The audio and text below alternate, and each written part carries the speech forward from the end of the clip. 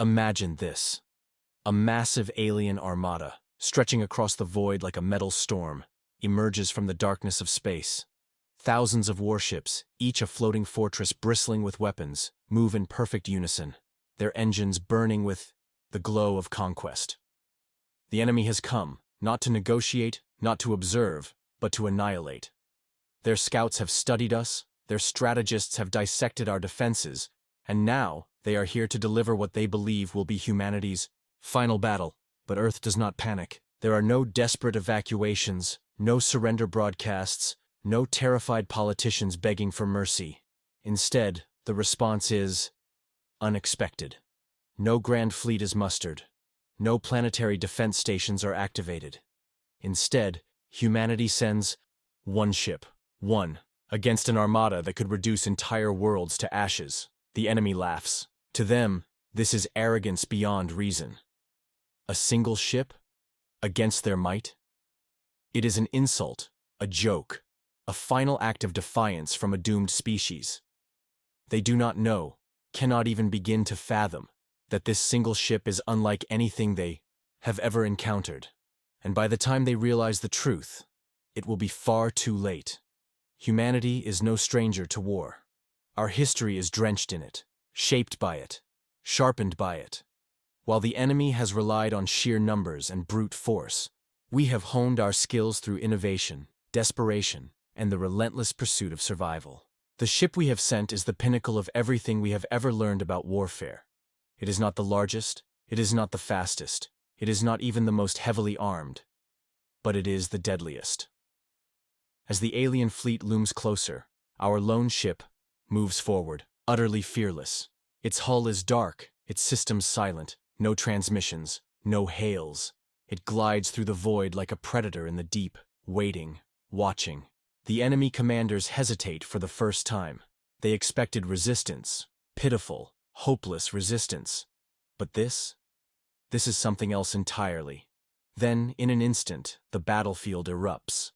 The lone human ship does not fire massive cannons, does not launch squadrons of fighters, does not engage in the clumsy, brutal slugfests of traditional space warfare. No, it moves like a ghost, weaving between enemy formations with impossible precision.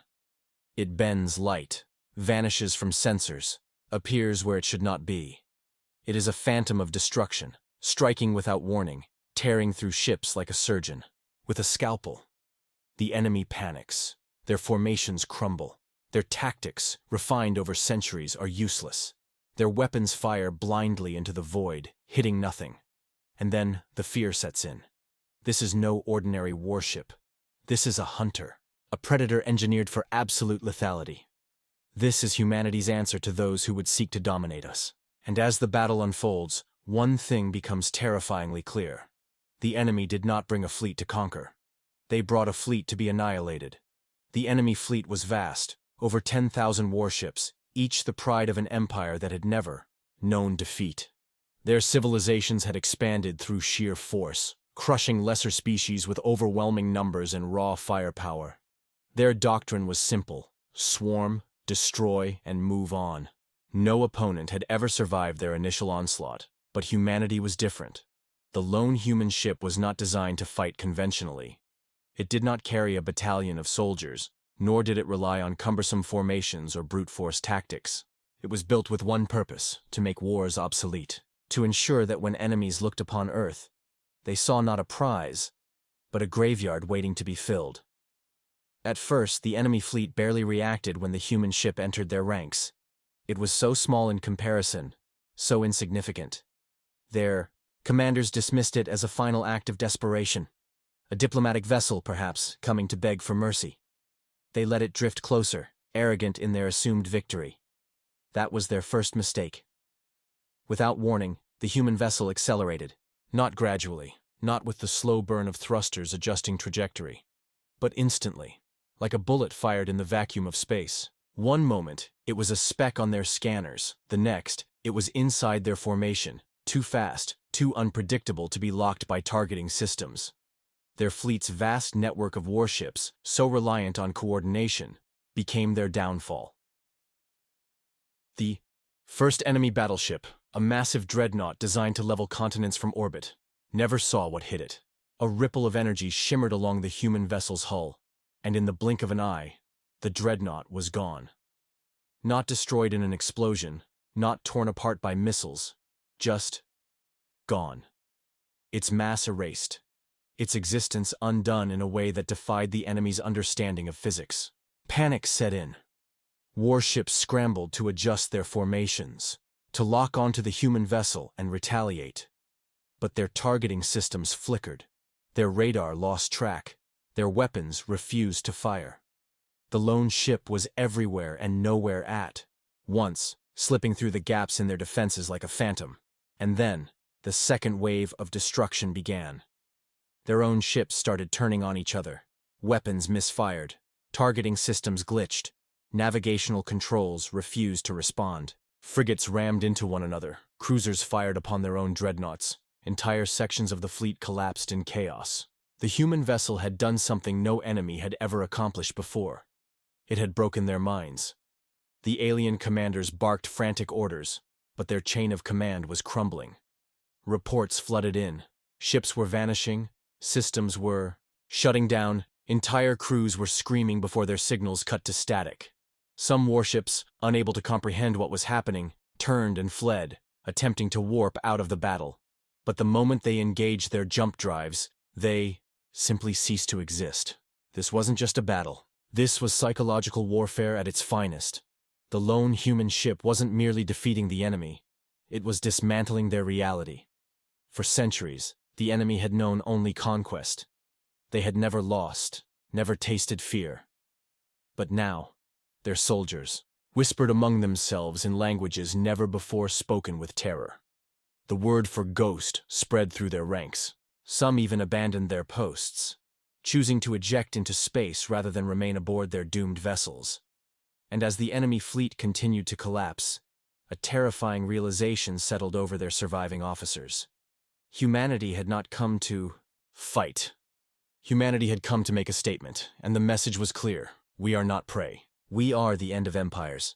The alien fleet, once an unbreakable tide of warships, was now unraveling into chaos. Their formations shattered, their strategies meaningless. What had begun as a confident march toward victory had turned into an outright massacre. And they had no idea how it was happening. The lone human ship moved with eerie precision, as if it could see into the future, anticipating every maneuver, exploiting every weakness. Enemy vessels continued to disappear without a trace. One moment, they were there, bristling with weapons, shields raised. The next, they were erased from existence, not even debris left behind. Those that remained fared no better. Their advanced targeting systems, designed to lock onto the fastest and most agile ships, were utterly useless. The human vessel danced through the battlefield like a shadow, beyond the reach of lasers, missiles, and kinetic projectiles. It was not just invisible to sensors. It was unreadable, unpredictable, and, to the enemy, seemingly omnipotent. 1. Admiral, a seasoned warrior who had led dozens of planetary conquests, clenched his claws around the command chair of his flagship. He had never known fear until now. Every battle he had fought followed a pattern. Assess the enemy, overwhelm them, annihilate them. That pattern was broken. There was nothing to assess. There was no overwhelming force that could touch this nightmare of a ship. And the annihilation? It was happening to his fleet. His officers screamed at him, their faces twisted in horror. "We must retreat," they pleaded. "We must leave this system before we are all lost." Cowards. All of them. He would not run. "Target the human vessel! All weapons!" he bellowed. Hundreds of warships turned their firepower toward a single point in space. The black void erupted in light as energy lances, railgun rounds, and missiles tore through the darkness, converging on the lone ship. The barrage was enough to reduce a moon to rubble, and yet, nothing. The human ship remained untouched. For a brief, horrifying moment, the admiral knew, that the vessel was toying with them. It had let them fire, let them believe, just for the satisfaction of watching their last hope crumble. Then, the human ship moved. It wasn't like any movement they had ever seen. It didn't accelerate, didn't burn fuel or use visible thrusters. It simply shifted, appearing at a new location without crossing the space in between. One moment, it was in front of them. The next, it was behind them. And then the flagship, his flagship, began to break apart. Not in an explosion, not from enemy fire. It was as if the ship itself had forgotten how to stay together. The very atoms of the hull lost their bonds, sections of the vessel crumbling into dust. The admiral had always imagined his death on the battlefield. He had expected to die with his ship, with the fire of an enemy barrage swallowing him whole. Instead, he felt nothing, and then, he too, was gone. The enemy fleet was in full retreat. Those that could still retreat, at least. Warships powered up their engines, hoping to escape into the void. But the human ship was not finished. It had not come to defeat the enemy. It had come to erase them. Ships attempting to warp away simply failed. Their drives activated, and then they vanished, never emerging on the other side of their jump. It was as if space itself refused to let them leave. Others, more desperate, tried to flee the old-fashioned way, pushing their engines to the limit to escape human territory. Some of them might have made it. But the lone ship had one final act to play. For the first time since the battle began, it sent out a transmission, a single signal, broadcast on every frequency, in every language the enemy had ever known. It was not a threat. It was not a warning. It was a message written in the silent, terrifying language of war. This was a mercy. And then, the final act of annihilation began. The enemy fleet had come expecting conquest. They had dreamed of another broken civilization, another world to add to their empire's ever-growing list of subjugated species. Instead, they had walked into something beyond war, beyond destruction, into a force they could not understand, let alone fight. Panic had fully set in. The surviving ships, what few remained, no longer functioned as a fleet. Their ranks had collapsed, their chain of command shattered. The Admiralty was dead, their war council obliterated. No central authority remained to rally the survivors, to formulate a counterattack, to even acknowledge what was happening. But the human ship had no interest in leadership structures or tactics. It was beyond such trivialities. It was not an enemy, not in the way they had known war before. It was a force, a phenomenon, a thing that simply was, and the moment it had arrived, their empire had already lost. As the last surviving ships scrambled to escape, desperate to flee the nightmare that had unfolded before them, the laws of reality themselves began to betray them. First, it was the simple things. Engines refused to ignite. Weapons powered down without explanation. Communications fell silent, not jammed, not intercepted, just gone. There was no interference, no signals to trace. It was as if the very idea of communication had ceased to exist within the fleet's grasp. Then, the distortions began. Ships veered off course, not because of failed navigation, but because the space around them shifted. Coordinates no longer held meaning. Forward became backward. Distances stretched and collapsed. Time itself seemed to flicker and pulse like a dying star. The few remaining captains screamed at their helmsmen, demanding answers, demanding anything that made sense. But there was no sense to be found, and in the midst of their panic, the human ship simply watched. Not in the way warships watched their prey, but in the way a scientist observes an experiment reaching its inevitable conclusion.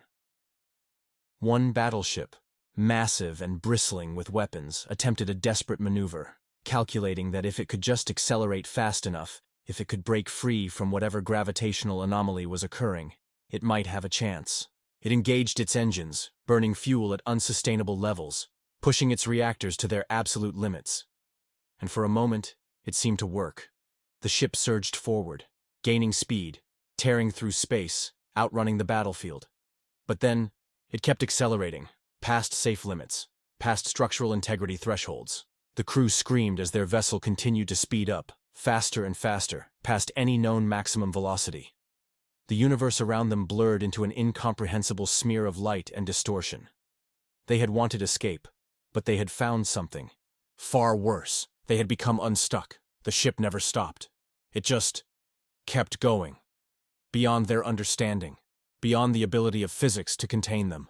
Whether they were still alive in that endless, accelerating prison, none would ever know. The remaining vessels saw this horror unfold and realized something undeniable. This was no war. This was not a battle, not an engagement in any traditional sense.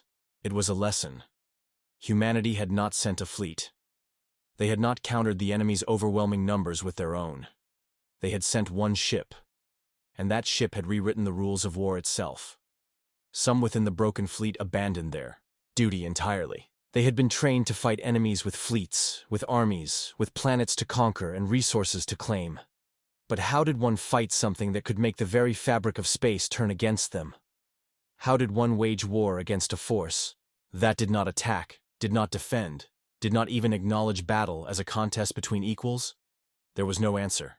And so, the enemy did something they had never done before. They surrendered, not formally, not with official transmissions or peace envoys, but with silence. Warships powered down, drifting aimlessly in the dark void, waiting to be taken.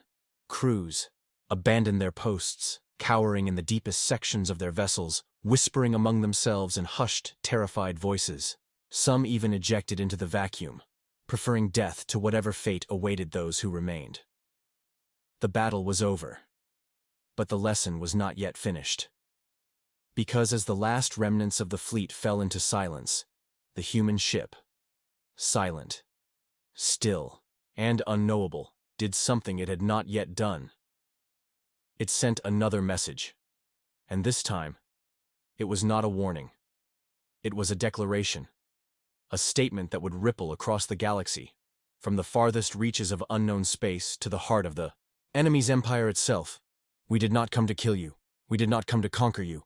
We came to show you that war is over. And then, without another word, without another act of violence, the human ship simply vanished. Not in a flash of light, not in the wake of an engine burn. It simply ceased to be, leaving behind only silence, and a galaxy forever changed. The silence that followed the human ship's disappearance was heavier than any explosion, any gunfire, any dying screams that had once filled the battlefield. It was the kind of silence that did not simply exist. It pressed upon those who remained like an invisible weight, a reminder of their absolute insignificance. Among the shattered enemy fleet, survival had become a curse. Those who still breathed, those whose ships remained barely functional, no longer thought of war or revenge. They thought only of understanding. What had they faced? What was the power that humanity had wielded against them? How had one ship, one single ship, unmade an armada, not with superior firepower, but with the sheer impossibility of its existence? Some tried to analyze what had happened, desperate to rationalize it. They combed through sensor logs, scanned the wreckage, cross-referenced everything they had ever known about physics and warfare. But the data was useless. Every calculation led to contradictions. Every logical conclusion shattered beneath the weight of what they had witnessed. There had been no energy signatures they could detect, no advanced weapons they could explain, no new technologies they could steal and replicate. They had been undone, not by overwhelming firepower, but by an idea so vast, so incomprehensible, that their minds could not grasp its edges. And then, the fear set in. If this was what one human ship could do, what did that mean for their empire? Had they, in their arrogance, waged war against something far beyond them? Whispers spread through the remaining crews. Some believed humanity had ascended beyond physical existence, that they were no longer bound by the same limitations as other species. Others were convinced that the ship had not been human at all, that it had been a message sent by something far older and far worse, wearing humanity's name like a mask. And still, there were those who believed the most terrifying possibility of all, that the ship had been a test, that humanity had merely shown them a fraction of what they could do. The implications were devastating. If the human fleet truly wielded such power, then every empire, every species in the galaxy was already living at their mercy. The wars they had fought, the victories they had claimed, had humanity merely allowed them to exist up until now? Had they been tolerated, like a primitive species playing at war, oblivious to the giants watching from above? Paranoia spread like a wildfire. Captains turned against their own crews, Fleet officers ordered self-destruct sequences on their own ships, rather than risk whatever further horrors humanity might unleash. Some attempted to flee, but where could they go? If humans could manipulate space itself, bend reality to their will, then escape was an illusion. And then, something even stranger happened. A transmission. Faint, weak, barely a whisper against the vastness of space. It came not from the human ship. It was too late for that. The message was coming from somewhere else, some unknown point beyond the battlefield, distant yet deliberate. A frequency that had not existed before, as if the very act of the battle had birthed it into existence. The message contained no words, no known language. It was a feeling, a sense of judgment. Something had been watching. Something had always been watching. And now that the enemy had seen what lay beyond the veil of their understanding, they could never go back. For centuries, their empire had believed itself supreme.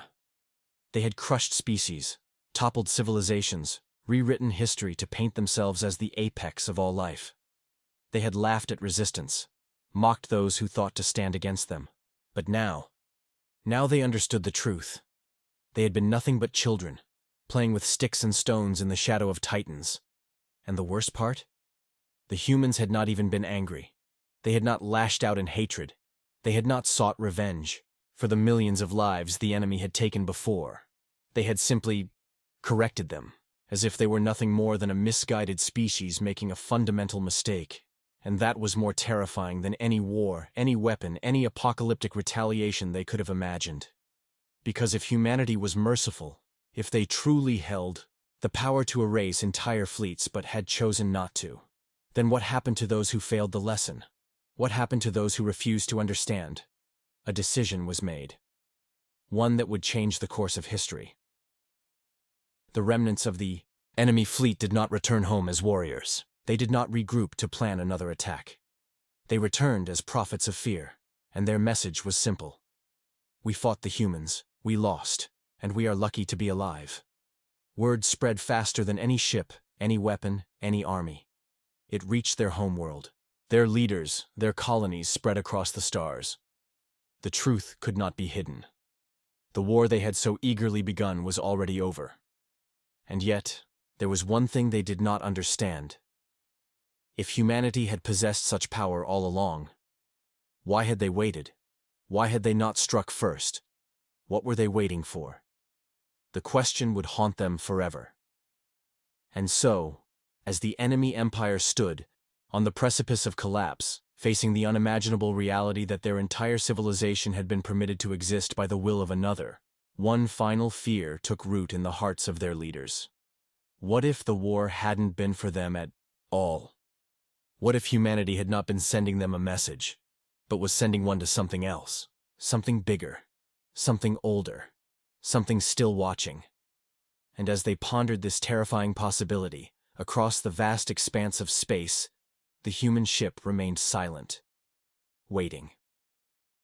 Because the real war had not yet begun. The aftershocks of the battle rippled through the enemy's entire civilization, shaking it to its very core. The news traveled faster than any warship, spreading through military outposts, ruling councils, and even the furthest colonies that had never before known fear. For the first time in their history, an empire that had stood unchallenged for millennia faced an undeniable truth. They were not the apex predators of the galaxy. The leadership tried to control the panic, issuing official statements, fabricating alternate narratives, anything to keep the empire from unraveling. They claimed it was a tactical retreat, that they had gained new intelligence that would allow them to strike back harder, that humanity's so-called power was merely an illusion that could be understood and countered. But no one believed them. How could they? The survivors, those who had witnessed the impossible with their own eyes, were not silent. They could not be silent. Captains who had once been revered as war heroes now refused to take orders. Officers and crew abandoned their posts. Entire fleets defected, not out of rebellion, but out of something far worse: despair.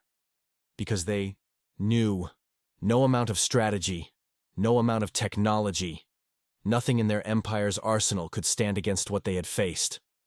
And worse yet, their questions remained unanswered. What had really happened? The human ship had not fired weapons in any traditional sense. There had been no energy readings, no projectile traces, no indications of a known attack. Yet their fleet had been unmade, not just destroyed, but fundamentally altered in a way that defied comprehension. Some of the survivors had experienced things no sensor array could record. Visions of events that had never happened, memories of lives they had never lived. Some claimed to have seen their own deaths before they even occurred, as if time itself had bent and twisted around them.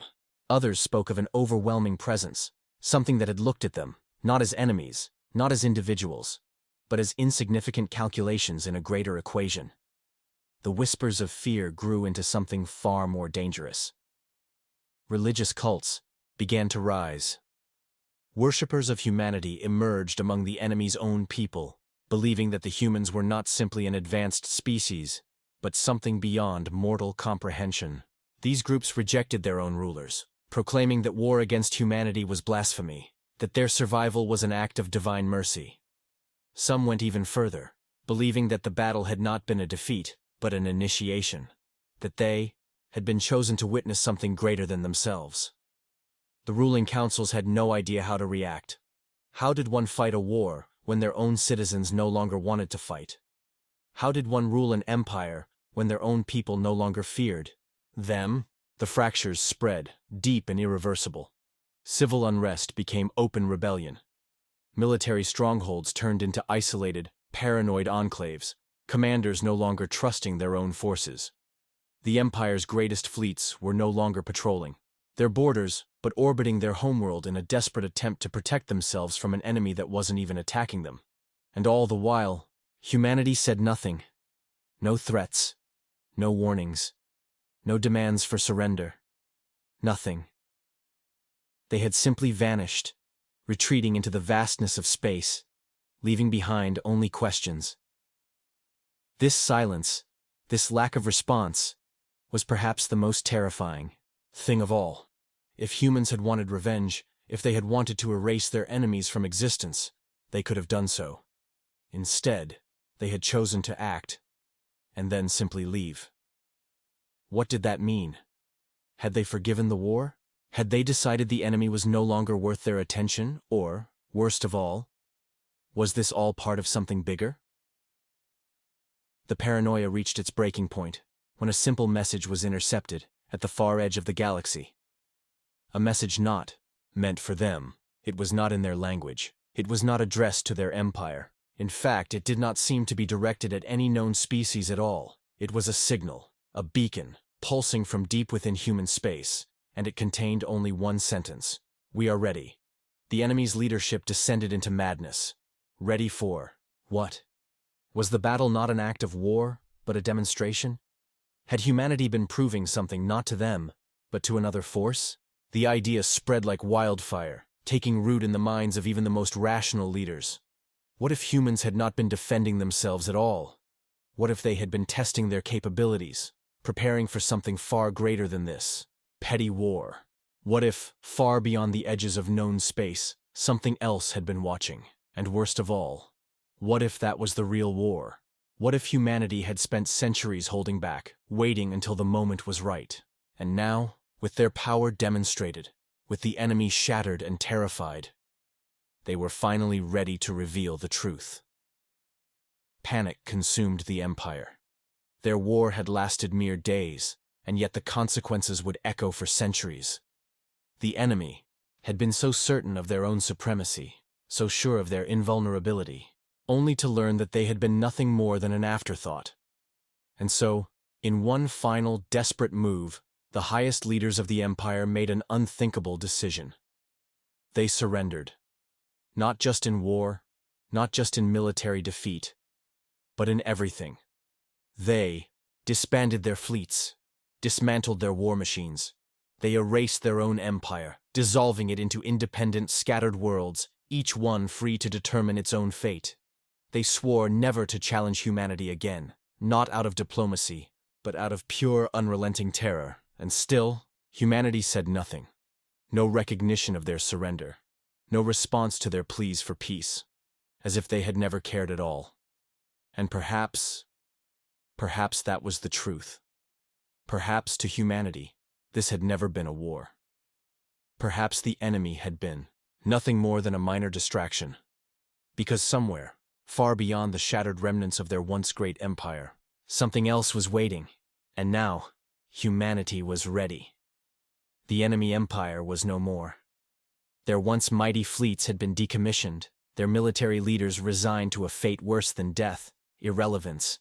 Their citizens, once proud and loyal, were now scattered, fragmented, and forever haunted by the horrors of a battle they still did not understand. Their homeworld, once the throne of an unstoppable galactic force, had become a place of whispered legends and lingering fear. And yet, humanity had done nothing. They had not invaded. They had not conquered. They had not even acknowledged the enemy's surrender. The silence was unbearable. For generations, the enemy had ruled through power, fear, and control. Now, they were the ones living in fear. Every distant radio signal, every unexplained anomaly in deep space, every flicker of unknown movement in the void, sent them into a frenzy of paranoia. Some believed humanity was still watching, waiting for them to step out of line so they could erase them completely. Others thought humanity had simply moved on, uninterested in dealing with a species so insignificant. But the worst possibility was that humanity had never truly considered them a threat to begin with. The implications of that realization shattered what remained of their dignity. Because if humanity had not fought them as equals, if they had not responded to this war with the full extent of their strength, then what had they witnessed that day? What had humanity actually used against them? What if that lone ship had been nothing more than a message, a fraction of the real power lurking behind the curtain? These questions gnawed at the remnants of the once great empire, spiraling into myths, conspiracies, and madness. Entire generations were raised in the shadow of a war they had lost before it had even truly begun. Their historians struggled to explain how one human ship had ended a galactic empire without a single known weapon. Their scientists obsessed over theories of reality-bending technology, quantum warfare, or even something more terrifying, something that wasn't technology at all. What if humanity had tapped into something greater? What if they had unlocked a secret of the universe that no other species could comprehend? What if their war had not been lost to an empire of flesh and blood, but to something that had transcended the laws of nature itself? These whispers spread, infecting not just the former rulers of the fallen empire, but others across the galaxy. For the first time, other civilizations, some old, some young, some powerful, and some weak, began questioning what humanity really was. They had always assumed humans were just another species, another race that had clawed its way up from its homeworld, advancing through technology and war like everyone else. A species that was ambitious, yes, but still bound by the same fundamental rules of the cosmos. But now, that assumption had been shattered, because the numbers didn't add up. Humanity's rapid rise to power made no sense. Their ability to stand against older, more experienced civilizations should have been impossible. The speed at which they developed, the way they seemed to adapt faster than any known species, the way they never seemed to break under pressure, none of it fit the standard evolutionary models. And the fact that one ship had destroyed an entire war fleet in ways that violated every known law of physics, that was the final straw. Speculation turned to paranoia. Theories turned to warnings. Some believed humanity had discovered an ancient force, something lost to time, perhaps even something not of their own making. Others feared they had become something else, something no longer bound by the constraints of mortality, time, or space. A few even whispered that humanity had never been a mere biological species to begin with, but a construct, an experiment, or something far older than the rest of the galaxy had ever realized. And then, the second message came. It was different from the first. The first message had been intercepted, a signal not meant for the enemy's ears. A simple, haunting declaration. We are ready. But this one was sent to everyone.